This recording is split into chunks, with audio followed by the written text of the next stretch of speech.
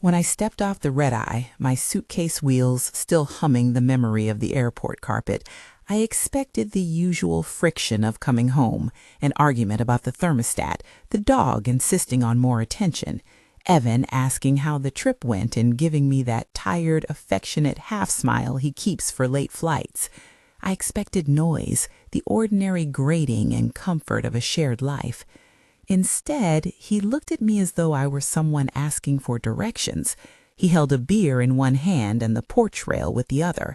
His voice was small, steady, practiced, the way people say something they have said to themselves in the mirror until it sounds right. "You don't live here anymore," he said. There are sentences that land like hail on a windshield. You can hear each piece of glass crack and you know the sound will be there for weeks. For a second, I thought he was joking. For a second, I laughed, the absurdity of it. And then my hand, the one that had made this house a home, found a lock that would not yield. The new lock was a small thing, brushed nickel and cold against my palm. I had sanded the old door, stained it a shade darker the summer I moved in after the divorce. I knew every nick and ghost of paint on that jamb. This lock was unfamiliar in the way a stranger's handshake is unfamiliar. The porch light threw a thin halo over Evan's profile. A dark sedan sat 2 houses down, the street quiet as a held breath. A man I knew from the VFW, Ray, leaned against the banister as if he were part of the furniture. My keys slid uselessly against the new cylinder. I looked at Evan, reading for the misdirection that might mean it was a prank, a miscommunication. His face was calm. There were no tears, no raised voice, just the casual intention of someone informing an employee of a policy change. "You can stay in the motel down the road," he said, almost conversational, "or you can figure something else out, but you don't live here." I had to choose how to receive that sentence. Was it a desperate attempt to force a reaction? A rehearsal for a decision he had made without me? The air smelled faintly of lemon detergent, the kind I buy because it reminds me of the kitchen I rebuilt. My hands remembered the grain of the porch rail, the way my eyes remembered the scratch in the kitchen doorframe where my daughter years ago had sharpened a pencil and left a little crescent like a smile. I sat on a step and breathed. Ray, who had been leaning there like an odd piece of newsprint, cleared his throat and reached for the beer Evan handed him. "We didn't mean—" he started. His sentence broke on the porch light. Later, I would sort out who had known what and when. At that moment, the details were a fog of denial and the raw ache of being, for the first time in decades of adult life, locked out of my own house. I had bought that place in my 40s after a divorce when I taught second grade and spent evenings elbow deep in paint cans. I can write without thinking the list of the things I fixed myself, the sag in the back porch, the way the upstairs window stuck in December until I oiled it, the crooked bathroom tile I replaced after an ill-advised renovation. I was the one who had refinished the kitchen table that now bore 100 small rings from coffee mugs and the map of our lives. Home for me was not a legal description on a piece of paper. It was 100 small acts of repair and love, and the kind of mess that accumulates where a life has been lived. That night, I refused to leave the sidewalk and call this an ending. I called my sister first because the voice of somebody who has watched you make small, stubborn decisions for years steadies you in ways strangers' advice does not. She told me to get a motel, to breathe, to take photos. It felt like a poor, practical litany against the emotional vertigo. Document, don't run, don't make a scene. I took pictures of the new lock, of the way light caught the porch steps. I took a picture of the beer can with Ray's fingerprints in the condensation. There was a conversation echoing from months back that now landed on me like a verdict. Evan and I, sitting at the kitchen island with 2 cups of coffee gone cold, had once talked, in a flippant, weary way, about selling everything. We were in our 50s, and talk of downsizing had the sameness of a sitcom subplot, what to keep, what to let go. He had said it then, in the abstract, a phrase that hung in the room like a balloon. Maybe we should sell everything, he'd said, and we'd laughed about the idea of moving to a smaller place or clearing out years of junk. A sentence offered in passing can be nothing, or it can be the first thread of a knot. We had not agreed on anything. I had not signed away the years I had poured into that house, but language has a way of getting worn down until the meaning is claimed by whoever says it loudest and most often. His casual suggestion had become the script. I did what people do when the floor drops away. I gathered what I could carry. I told him I would be back later, that we could talk in the morning. He nodded as if I had agreed to reschedule a doctor's appointment. For the room of fury I had stocked inside me, I felt, oddly, a fierce need to stay precise. Anger flaring into spectacle would serve what? Gossip? My own humiliation? No. There would be a method to it, or so I told myself. The house was not only boards and beams, it was also paperwork. Paper could be messy and false, yes, but it also bore signatures and timestamps. If there were a fraud, it would leave a trace. I slept in a cheap motel with neon that hummed like a distant argument. The wallpaper was an aggrieved beige that felt like bad faith. I lay awake and thumbed through emails on the phone, the glow a weak campfire in the dark, flight itineraries, parking receipts.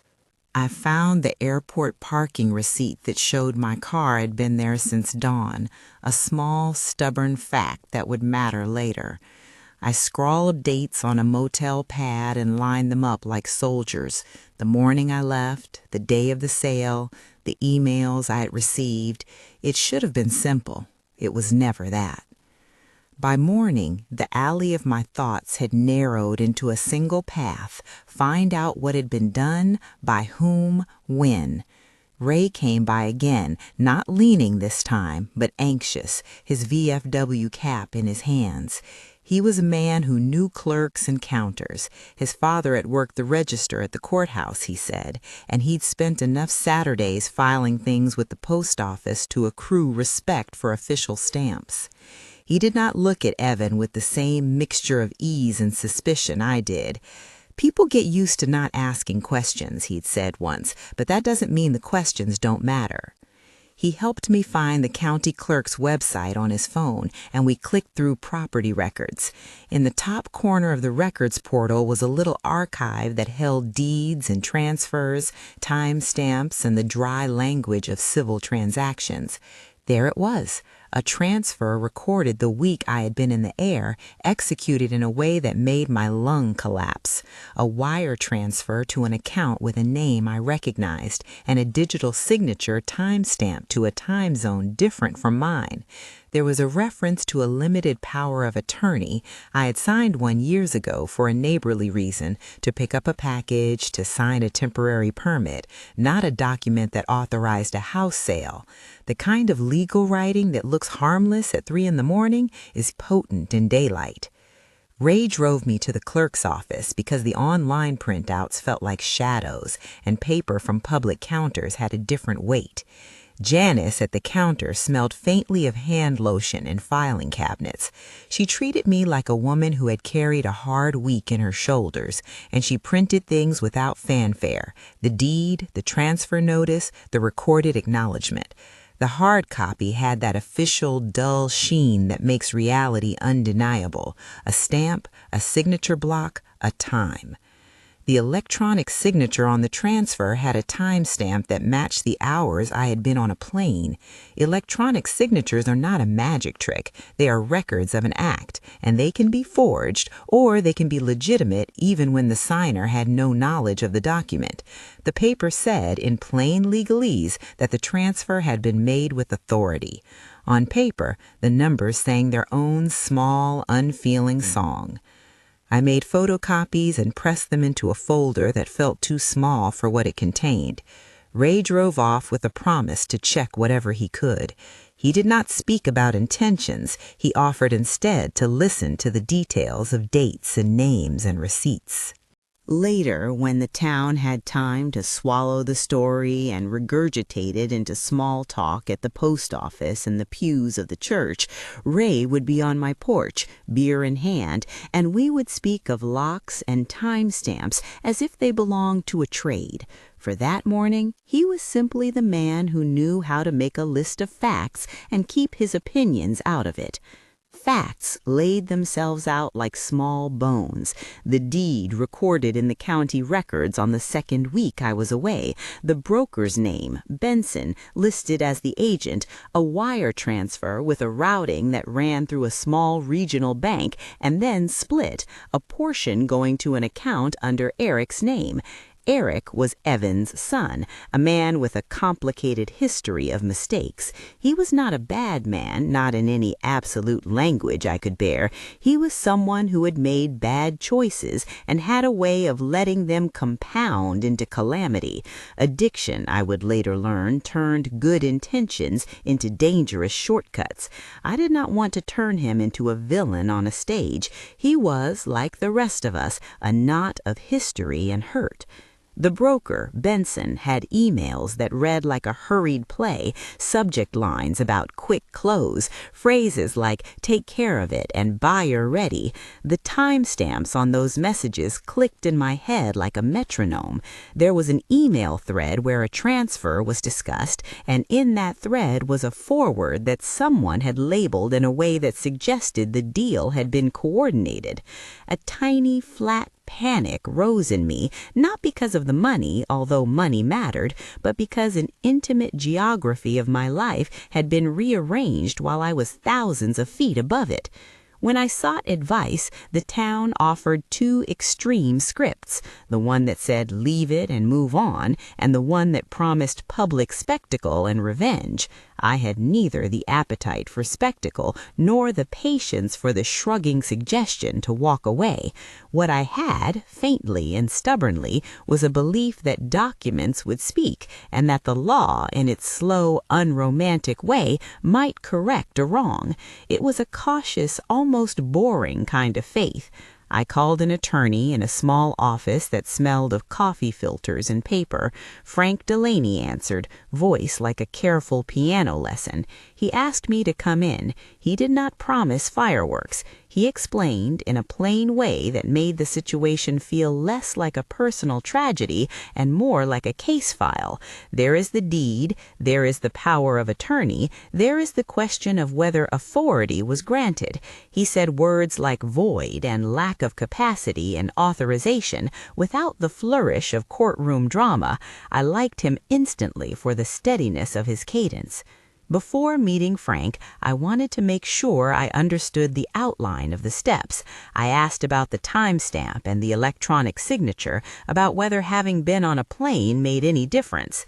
He said the signature was a piece of evidence. The circumstances around it, where I was, the fact that I had not authorized a sale, were the rest. He did not tell me that the law would take me in his pocket and cure everything. He gave me a plan that read like a list: gather documents, secure receipts, obtain records from the county clerk, and follow the money. It was not advice. It was a map of what we would show in front of someone whose job was to look at facts. One of the hardest parts of this was anticipating the town. Small towns have seasons: fall, winter, gossip. By the time I stood in Frank's office with the folder of documents, a version of the story had already saturated the town grapevine. There were two kinds of responses. Some people, the ones who had watched me haul paint and replace windows, called quietly and asked if I was all right. Others, who had watched me from the outside, whispered on social media and in church parking lots about the woman who had flown off and returned to find her own front door altered. The rumor machine wanted to make me the protagonist of a morality play: neglectful, deserved, or law-abiding. I chose none of those categories for myself. I wanted instead to be a person who had been wronged and who would seek redress without turning my hurt into a spectacle for the neighborhood. Frank listened to my story, read the copies I had gathered, and then sat backward in his chair for a moment as if to let the weight of it settle. He asked about Eric, Evan's son, and I told him what I knew: erratic deposit patterns, a history that suggested desperation. Frank did not caricature him as evil. He said, addiction makes people poor historians of their own actions. It does not excuse document tampering, but it does make motives complex. His language was clinical and careful in a way that took the moral volatility out of it. That steadiness felt necessary. I needed to be methodical. I needed to be fully, boringly legal. "Do you want to fight this?" Frank asked. I thought of the lamp I had found in a thrift shop and coppered with my own hands, the lamp whose switch had come loose and which I had soldered in the carport the week my life unraveled in a different way. I thought of the scratch on the kitchen door that had been made by a small hand with a pencil during a day of long rain. I thought of the way the house had held our birthdays and our angry late-night conversations and Evan's bad beard experiments. I thought of how, in a quiet life, even small betrayals register like major tectonic shifts. "Yes," I said. Frank's face did not change. He made a list, checked dates, and explained in his cool voice that there would be hearings, that the courthouse worked in its own time, that evidence would need to be presented with care. He said, and I wrote it down because it mattered that someone say it aloud, intent is not the same as authority. That would become a phrase I repeated to myself, a small talisman against the tidal pull of narrative. The case could hinge on whether someone had the right to act on my behalf or whether someone had acted outside that authority. The days after that swelled with small procedural actions.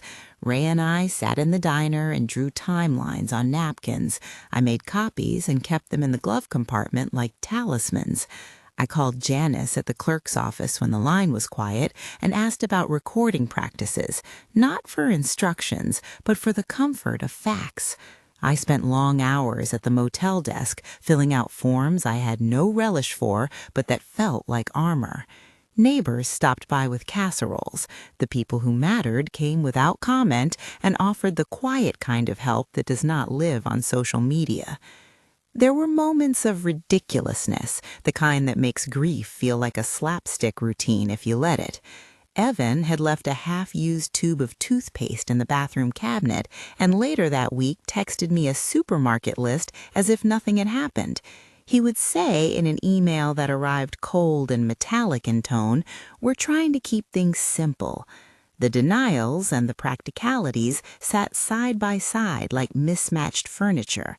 Somewhere in the thread of emails, I found an attached scan of a document, a limited power of attorney I had signed years before for a neighbor to mow my lawn while I was on an extended trip. There was no language in it that authorized sale. When I confronted Evan about it, he said he hadn't thought it through, that he had been overwhelmed, that he thought selling would solve problems. His voice would falter under the weight of his own smallness. I did not want to humiliate him in public. I did not want to make a spectacle of our private failure, but there is a particular misery that comes from being ejected from your life as readily as changing a wardrobe, and it needed more than brittle apologies. The thing I wanted above all was the restoration of the world as it had been and the holding to account of the act that had rewritten it. The broker, Benson, turned out to be quieter in person than he was in emails. He had a way of speaking like someone who had learned to reduce nights into transactions. The buyer wanted a quick close, he said, shrugging as if that accounted for everything. The buyers, Karen and her husband, were not villains in this story. They had moved to the town with the idea of a small, honest life and had been sold on a house that they believed had clear title. They sat in the courthouse lobby later that month, awkward and apologetic, as if they felt dust on their shoes from the life they had hastily bought into. There was a wire transfer that split in small, deliberate ways. One part went to Eric's account, another, less legible, wound through a series of smaller accounts before landing in a holding pattern. Money is anonymous and honest in equal parts. It tells you where things went without telling you why someone thought they had the right to send it. I learned to read the architecture of documents. Electronic signatures carried metadata like footprints. A limited power of attorney, read in full, displayed the limits of what an agent could do. We did not have to be dramatic, we only had to be patient and precise. Frank and I made lists, ordered certified copies, and prepared for a world that works in hearings and stamps. He warned me, repeatedly and gently, that courts are instruments of correction, not magic wands. He told me that a judge would have to be convinced by the weight of the paper and the credibility of witnesses. That is all fair. It is also the work of someone who wants to be believed. People asked if I would go on television. I had no appetite for it. The television cameras like lightning. They strike and then the story is over. I preferred the courthouse, the place where things were decided on paper and not on sentiment. The public, for its part, supplied its own verdicts. A post somewhere said I had abandoned the house because of a long simmering dinner with friends I had taken in another state. That hurt. It was not true, but in small towns the rumor varnish has a way of sticking. There were nights when I would sit on a motel bed and read through an email thread again and again, the way one might study a map to find the easiest route home. Those little things, the motel neon humming against the curtains, the smell of coffee from the diner where Ray and I made lists, became the soundscape of a life in transition. When I look back, what I remember beyond the documents is the quietness of certain moments. The way the porch light washed Evan's profile the night he delivered his sentence, the metallic click of a new lock, the way Ray's hand was steady when he placed a phone in mine to show a record, the clerk's stamp making a small, implacable sound on the paper. The world kept moving. Mail came, the leaves shifted on the street, but for days I walked in a small canyon carved by an act that made little sense. The decision to file something in court felt less like declaring war and more like asking someone impartial to read the facts and say what they saw.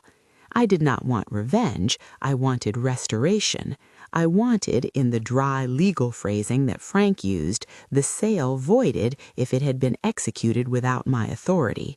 I wanted the paperwork to reflect the truth of who had built that life and who had no right to sell it. There are, I learned, many kinds of courage. There is the noisy, public kind. There is also the one that wakes you in the night and says, calmly, gather the receipts. When I finally walked back up my porch steps weeks later with a new set of copies and a lawyer who seemed to understand the weight of things, I felt like an awkward pilgrim returning with proof instead of relics. But the town had opinions. Evan's mother called and said she saw my name on a local forum with ugly comments. Friends offered casseroles and prayers.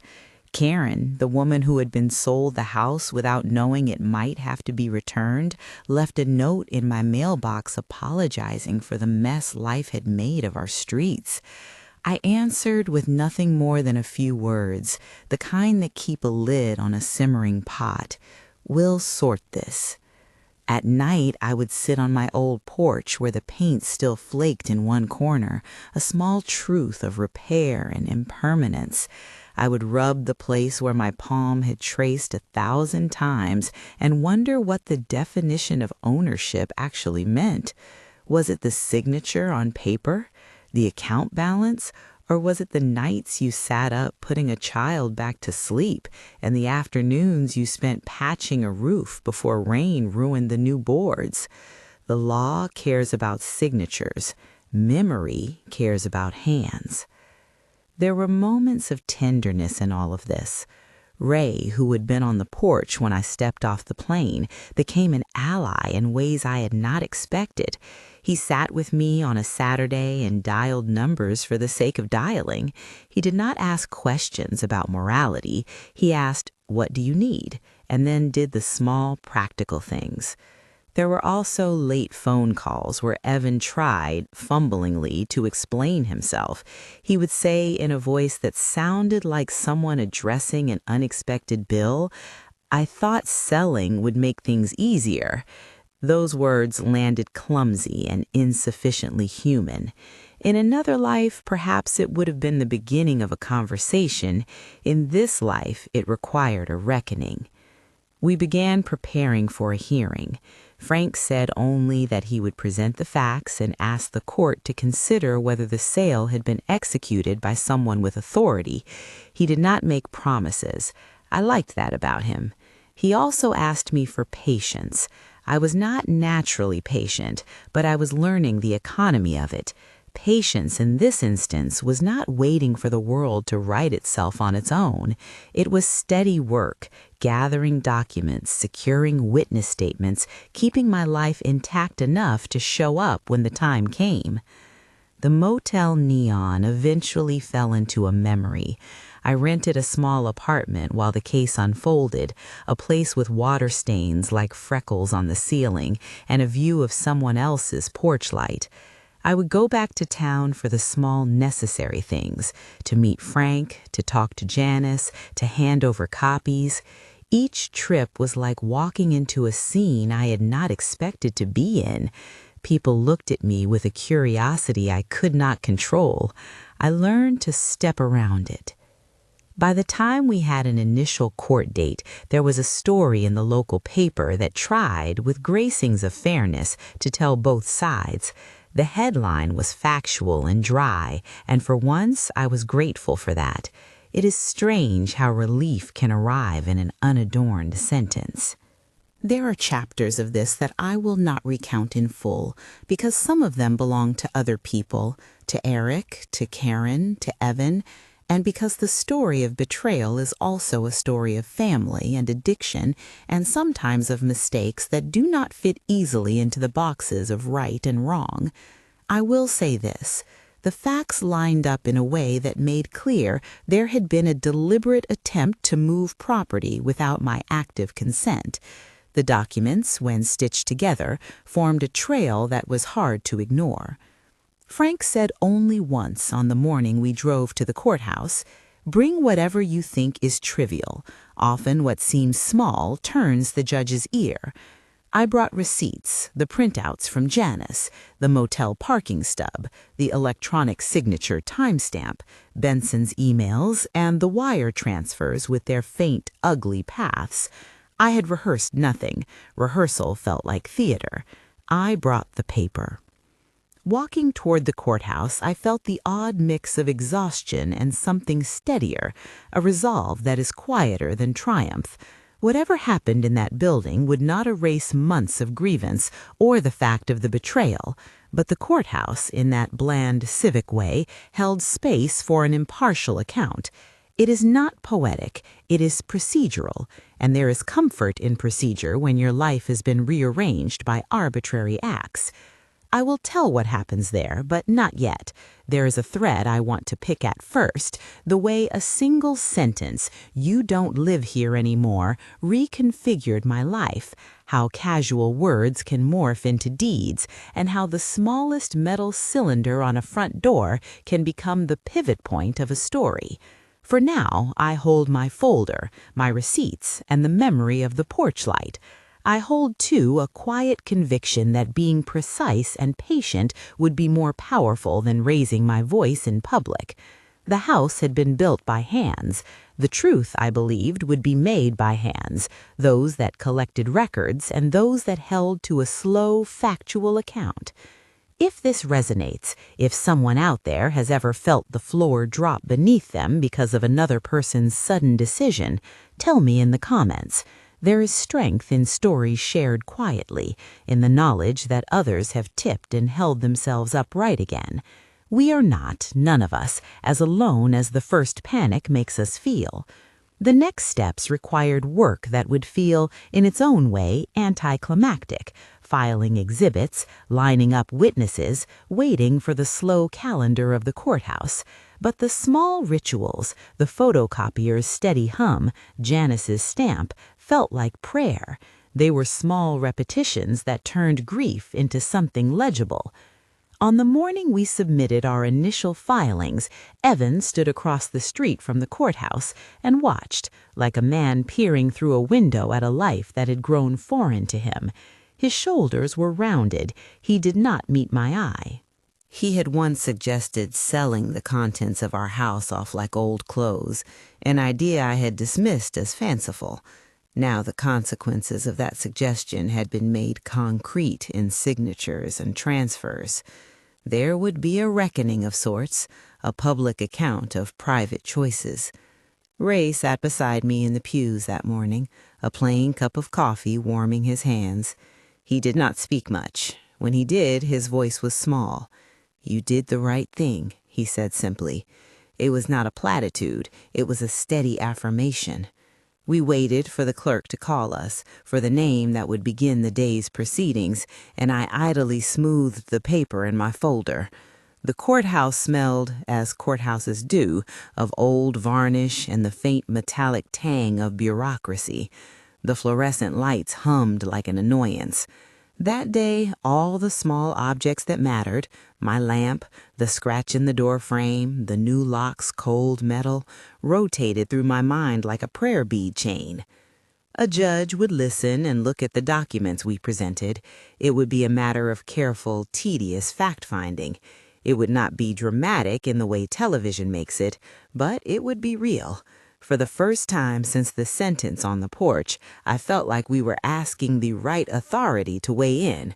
It is a strange relief to realize you can take your dispute to someone whose job is to put facts in tidy order and then speak an outcome. I do not know yet how the judge will weigh intent against authority. I do not know what the future holds for Evan or for Eric. I know only that this felt like the least noisy, most honest path to attempt to mend the rearranged geography of my life. I had learned one thing: small, methodical acts, collecting timestamps, making photocopies, asking clerks for records, can become the slow machinery of justice. It is not sweeping or poetic. It is exacting and stubborn, and of a piece with the way I had spent my life caring for a house. The hearing was scheduled, and the town prepared its own seasons of commentary. In the end, the work would be done behind sealed doors of the courthouse, in the cadence of witnesses and exhibits. For now, I had my folder, Ray's steady presence, and a sense, not of triumph, but of aligning the story to truth. The rest of the story would follow those facts into rooms where people in black robes read words and made rulings. I would learn, as everyone does in these situations, that justice is not a hurricane. It is a long, steady rain that finally cleans things enough to see the ground again. The courtroom was smaller than I had imagined, an ordinary room with bad linoleum and a flag in the corner that had seen brighter parades. People filled the wooden benches like a cross-section of the town, neighbors who had come out of curiosity, Karen and her husband with their polite, apologetic faces, and a scattering of faces I knew only by sight. Ray sat a few rows behind me, his hand on my shoulder like a compass. Frank had brought a folder so stuffed it made a rustling sound when he opened it. He did not need to be dramatic. His calm was its own kind of assertion. He laid the photocopies on the table in neat stacks, the deed, the transfer notice, the limited power of attorney with its tiny print that did not include sale, the motel parking receipt with its stubborn timestamp, the email thread Benson had sent about a quick close, and the routing numbers showing a wire that split toward Eric's account. The judge arrived in a shuffling of robes and a pleasant, unhurried voice. He listened before he spoke, which is to say, he let the papers do their work first. There was no gavel-banging spectacle, only the plain hum of fluorescent lights and the cadenced reading of names. I watched the judge read the headings, exhibits numbered, each label sounding dull enough to be honest. The first witness was Janice from the clerk's office. She had the sort of certainty that comes from doing the same small acts for years. She explained, simply, what a recorded transfer looked like and what a stamp meant. When Frank asked about timestamps on electronic filings, she described how the system logged time zones and how acknowledgments appeared in metadata. That phrase, metadata, sounded technical until Janice explained it in a way that made sense. It's the thing that tells us when the file was touched and sometimes from where. She didn't editorialize about motives. She read the printouts and pointed out the dates. The record, she said, matched the online listing.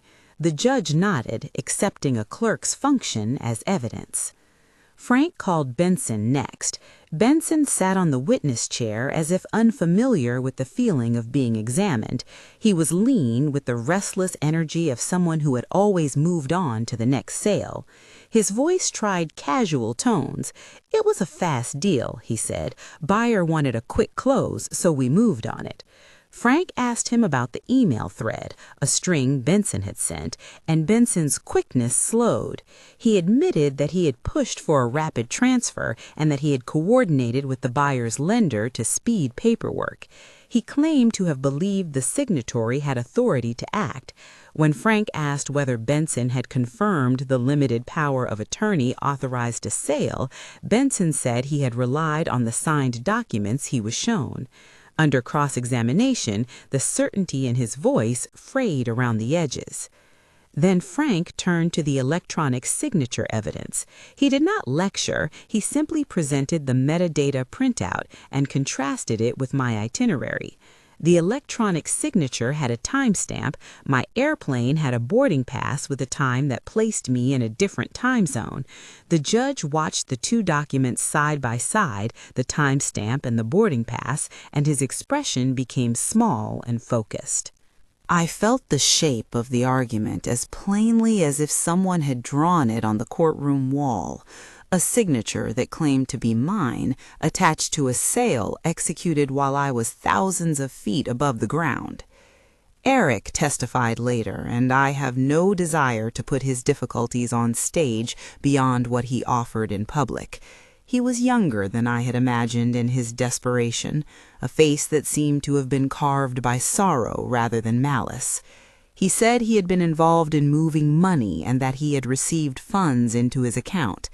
He said things that sounded like confession without absolution, a soft patter of half-formed reasons and the kinds of explanations people give when they have lived inside a tight knot of bad choices. He did not make himself a villain. He made himself humanly fragile. The judge listened to him with the same even temper he reserved for papers. Frank called attention to the limited attorney of power, reading aloud the clauses that permitted specific acts, picking up a package, filing a permit, but did not include language allowing the disposition of real property. He asked the judge to consider whether the sale had been authorized under the scope of that document. Frank used no flourish. He put the document on the stand and let its text do the rest. Then he moved through the wire transfers, showing how funds had moved from the closing to an account in Eric's name and how a portion had been routed elsewhere. The wiring diagrams were not dramatic, but they were precise, and the precision is what matters in a room that rewards exactness. The buyers, Karen and her husband, sat quietly as the case unfolded. They had purchased in good faith from a broker who had presented documents. They had their own mortgage papers, their own plans for curtains and paint.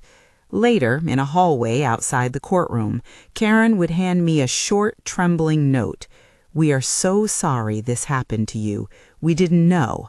She was not an antagonist in the way gossip wants to make antagonists. She was someone who had bought a home believing the paperwork she was handed was honest. The judge would order that the buyers be reimbursed for their purchase. The law, in its arithmetic, tries to remedy the tangles by restoring parties as best it can. There was a small moment when the courtroom fell away to the sound of my own breathing. The trial was a string of ordinary courtroom rhythms, questions, answers, paper passed like petitions, and yet beneath those cadences was a strain I had felt for weeks, the ache of having to prove you are who you are when the world offers a document that says otherwise. It is an odd humiliation to show up and say, "This is me, check the date on my parking receipt," and have dry legal language be the only thing that shields you. At last, the judge asked for closing remarks. Frank, as he had done the whole time, did not appeal for theater. He summarized the exhibits and the facts. The recorded transfer happened while I had been out of the country. The limited power of attorney did not authorize sale. The chain of emails suggested coordination for a quick close. The funds had traveled in a manner consistent with an orchestrated transaction. He left the rest for the judge to weigh. The judge leaned back and listened to the echo of the papers. When he spoke, it was without flourish and with the steady gravity of someone who makes decisions for a living. He did not indict motives or castigate private failures. He looked at the documents and at the people, and he made the legal distinction with the same phrase Frank had used weeks earlier in his office, but this time it had the force of the bench. Intent is not the same as authority. He said it slowly, as though testing its edges.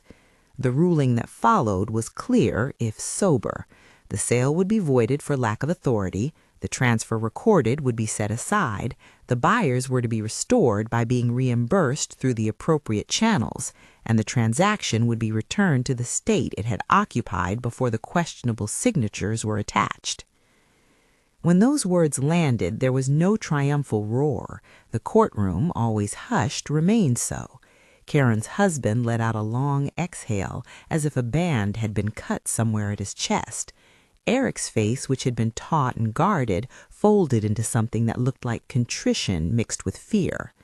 Evan stood at the back, pale and small in a way that had not been part of his porch-side composure. He did not look toward me. His shoulders, which had once seemed like a harbor, were suddenly drawn inward.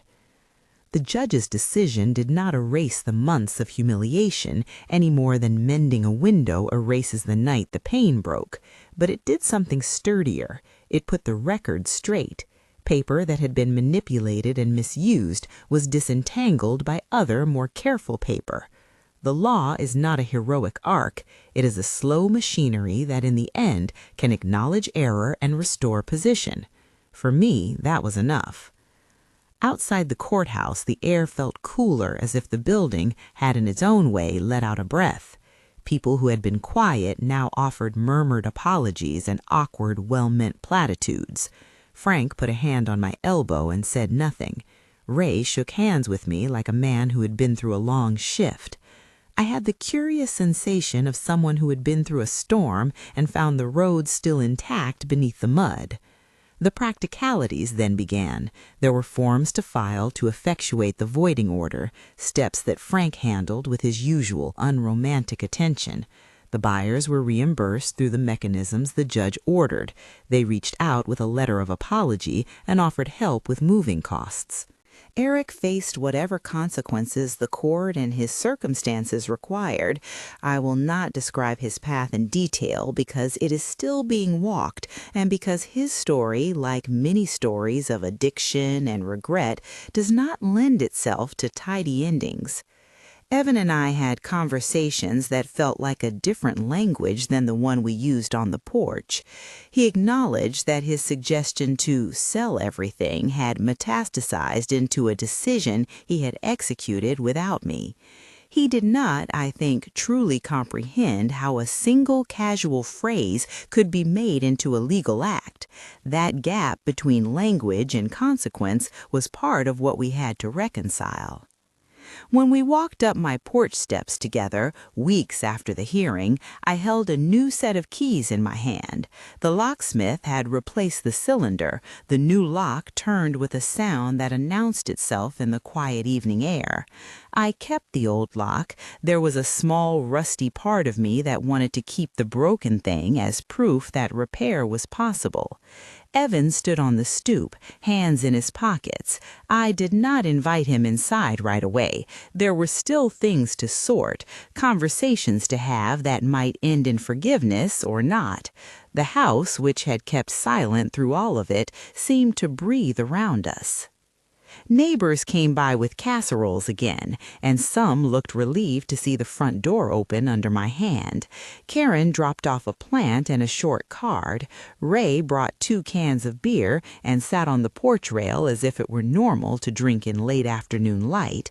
We did not celebrate. We drank a beer and watched the sun move across the gable. The porch rail had the worn place where my palm had rubbed the pain away over years. I rested my hand there and felt the weight of ordinary living, the small, unglamorous acts that produce home. There were other, less tidy consequences. Evan and I had to reckon with trust that had been broken. The fabric of marriage is patchwork. Some seams hold easily. Others show the line where the tear occurred. We had to decide what to do with the parts of our life that had been discentered by his choice. Some days we spoke. Some days each of us walked our own corners of the yard and pretended not to hear the other. I did not write these scenes into a clean moral play. Real life, it turns out, is a series of small negotiations and the occasional brutal truth spoken in the middle of a Tuesday. One evening, months later, I sat on the porch with Ray, and Evan had left the house to sort his own affairs, an arrangement we set with the prudence of people who had to think about safety and calm. Ray and I drank a beer and watched a darkening sky. He told a story about his father and the way a small town keeps its own records of character. "You did the slow thing," he said. "That's harder for a lot of folks to do, but it's what works." His praise was unglittering. I held the can between my hands and felt small gratitude for a friendship that had the bluntness of a tool. The house did not become immaculate. There were still chips in the paint, and the bathroom tile I had replaced years before still held a faint, crooked line. Those imperfections became, for me, marks of survival. I put the lamp back on the side table and ran my hand down the wallpaper I had once chosen on a whim. Small things had been what I had fought to preserve, not the market value, but the way the curtains filtered light into a particular cosign at noon, the dent where a chair had been kicked in a boyhood fury, the smell of lemon detergent that had once comforted me. I thought often about what ownership actually meant. The law had declared my ownership restored on paper. Community had offered its mixed responses. My hands had done the work that had made this house a home. But there was a deeper thing, an everyday choice to show up for the place you live, to tend the small degradations, to bear witness. Ownership, I decided, is partly a state of being present, the knowledge that you had been in a particular doorway when a child took their first step is not something a deed can record. It is, instead, an archive of the body. There are days I still feel a small, unexpected flare of wariness, an old instinct to check the locks, to make sure the porch light is on. Those are reasonable things. They are not the same as paranoia. I changed the locks twice more in the months following, not as a statement, but as a ritual of reclaiming. Each time a locksmith snapped the cylinder into place, I felt that the house and I had reinforced a rhythm of belonging. The town moved on as towns do. People who had been quick to gossip were busy with their own routines. Those who had stood with me remained. Karen and her husband settled into their home across the street and left me a pie once, simply because neighborliness is more durable than scandal. I learned to listen for the ordinary sounds, the scrape of a lawnmower, the evening radio at a neighbor's window, that stitch neighborhoods into something continuous. In the quiet of those months, I found a new definition of what it meant to be older and resolute. People imagine dramatic roadblocks or epic comebacks, but much of resilience in middle age is choosing to be steady when the world jerks. It's setting down the photocopies in a folder, making sure the stamps are in order, and being able to sit in a courthouse and let documents speak. It is, frankly, a thing that looks like patience and paperwork rather than fireworks. That steadiness became for me a statement of self, an insistence that small acts of repair count. Sometimes neighbors would ask if I had any advice. I would say nothing about court strategy or legal tricks. Those conversations feel like the wrong kind of power to hand out. Instead, I would tell them what it carried me. Keep the records you already have, remember the small dates that matter to you, and keep someone like Ray in your phone, someone who will stand and not dramatize. That is not advice for winning. It is advice for endurance. One afternoon, months after the judge's ruling, I walked upstairs in my house and found the old scratch in the kitchen door frame where a child years ago had sharpened a pencil. It looked at once smaller and larger than I remembered. I put my hand on the wood and felt the rhythm of things that do not change, the tracing of a child's hand, a lamp warming the corner, the smell of coffee that insists the day begin. Those are, I thought, the real ledger of a life. There is still a quiet between Evan and me that will take years to name. We both bear responsibility in different measures for the life that unfolded. He is a man who suggested a sale and then helped to complicate our world with his actions. He is also a man who has moments of regret and awkward attempts at restitution. I do not minimize the hurt. I do not relish it. I hold it as a kind of weather, something we both have to move through. As for Eric, his road remains his to travel. People who have stumbled often need a long, boring list of small things: therapy appointments, restitution, the slow work of making amends before the bigger arcs of healing can be attempted. That is not an easy path. It is not a path for which I can provide a map. It is simply one of the human stories entangled in this mess. On some evenings, when the light hits the porch just so, I think of that sentence, "You don't live here anymore," and feel the odd gravity of words. Words can be casual or they can be deeds. Sometimes they are both. One sentence did change our lives. It redistributed our days, it forced a reckoning, and it set in motion a sequence of small certainties, parking tickets, time stamps, wire transfers, that would lead to a legal correction. But the change seeded other things, too: an attention to evidence, a new set of friends who were not fair weather, and a deeper knowledge of what it means to stand for ordinary things. If there is a takeaway I would share without presumption, it is this: quiet, methodical work, collecting receipts, keeping copies, finding someone who will listen and sit with you through the boredom of paperwork can be as important as any public victory. Justice in this small town and in that courtroom arrived not as a roar, but as an ordering of facts. It left us with the practical work of repair, changed locks, reconciled accounts, and daily acts of tending. People have asked me if I regret staying. I do not. The house holds too much of my life to become a mere commodity. Even with the flaws and the bruises, it is the place where I have kept my lamp and my scratched doorframe. It is where meals have been eaten and apologies made and small stitches of forgiveness begun. That is not a sentimental argument for paper over people. It is a claim that home is an accumulation of presence.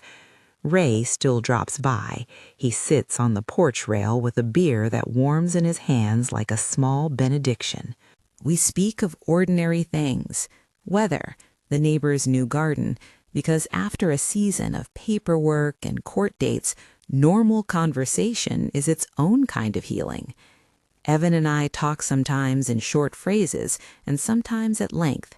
We have not cataloged a full reconciliation, but there is a new transparency that was not there before, a requirement that language be matched with action. If you have read this far, thank you for staying with a long, narrow story that is mostly about the small things that keep houses alive. If this tale of quiet strength and stubborn caperwork matters to you, and you want to hear more stories about ordinary people who do the slow work of repair, follow along or subscribe. There are other small examples of resilience I will tell, stories that do not make the papers, but that remake lives in their ordinary way. When I think of that night I stepped off the red-eye, suitcase wheels humming, and found a new lock and a sentence that rearranged my life, I do not want to end in bitterness. I want to end with a hand on the porch rail, the gentle creak underfoot, and the knowledge that sometimes justice looks like a stack of documents and a patient judge. It is not glamorous. It is, in its own way, enough.